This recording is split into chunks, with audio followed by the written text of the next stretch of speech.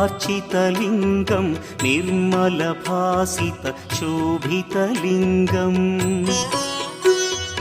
जन्मज दुःखविनाशकलिङ्गं तत्प्रणमामि सदा शिवलिङ्गम् देवमुनिप्रवरार्चितलिङ्गं कामदहन करुणाकरलिङ्गम्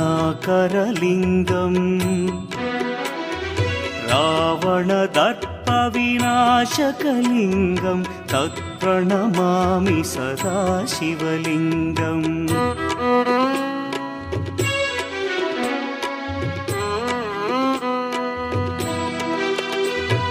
सर्वसुगन्धसुलेपितलिङ्गं बुद्धिविवर्धनकारणलिङ्गम्